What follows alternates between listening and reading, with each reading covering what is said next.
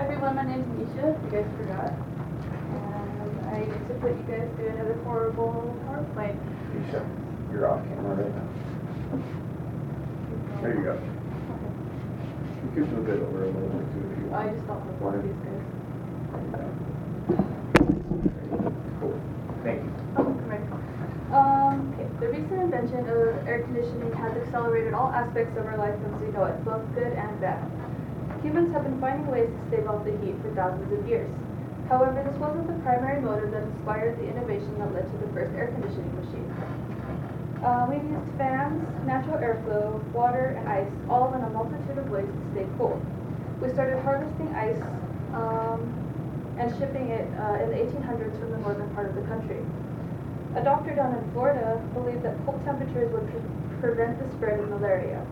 So he patented the first machine that created ice, but it ultimately failed because, as an air conditioner because it was limited to a small area. So 50 years later, humidity was creating issues in publishing houses. Willis Carrier created a machine that could increase or decrease the humidity, the moisture in the air. A byproduct of removing moisture in the air is removing the heat. So this is when things really got kick-started. This chart kind of explains what I'm trying to say. In New Mexico, we have about 30 to 50% humidity range. So at 80 degrees, you can see how it's going to feel relatively cooler. And anything above 50 is going to feel hotter, going up to almost 11 degrees higher from just the humidity alone. Places like the tropical rainforest, they average 90 degrees, but their humidity is in the 80s.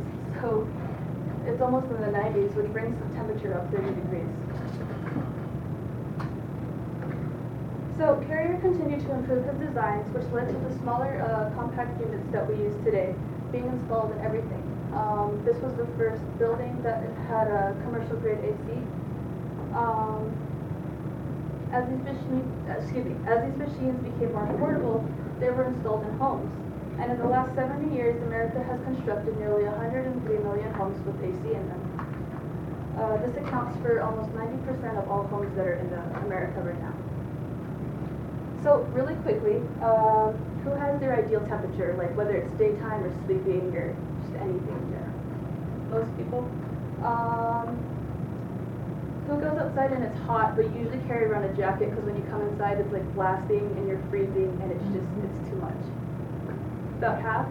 Okay, well who feels like the opposite, where like the cool is like relief and like it's relaxing? Yeah, about the other half. So all of those are all of those responses are directly connected to how we biologically function. We have ideal temperatures, and which we're most productive because our body functions best under those conditions. This is why the big jump in civilization happened. AC has been the key factor in a multitude of developments in almost all facets of life. Sorry, I went too soon. Another round of questions. Who's been in a skyscraper? A couple people, about a third of you guys. Who's used the internet? Anything for the internet? Everybody? Good. Who's gotten a vaccine or has donated blood? About everybody too. So all of these things are examples of things that needed AC to be possible. Before we were limited to opening windows, as you can see in this building here, to getting natural airflow. After that, we were able to make larger and larger structures because AC blew the clean, cool air, which cleared out toxins in the lower levels that was stagnant from the vehicle's exhaust that was passing by, as well as all the heat that would accumulate within the structure. And then you can see after air conditioning how quickly our buildings got taller and taller and taller. So ideal temperatures for efficiency and productivity are not only characteristics for humans, but they're also for computers. We have computers called clients and other computers called servers. And this is everything that holds data. So anytime you Netflix and chill or you pay for something, you're using technology that AC is keeping at 66 to 68 degrees. The specific temp range isn't limited to server rooms and people in IT. It's also for hospitals.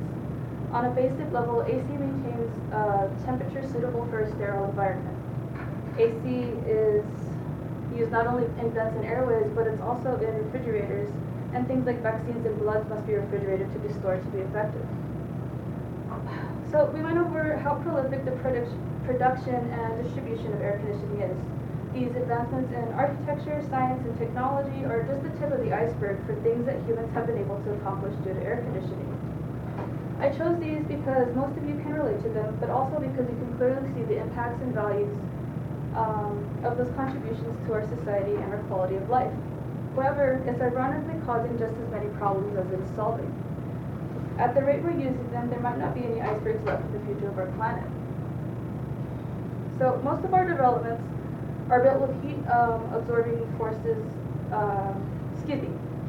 material, which forces the AC to work harder and pump more carbon dioxide.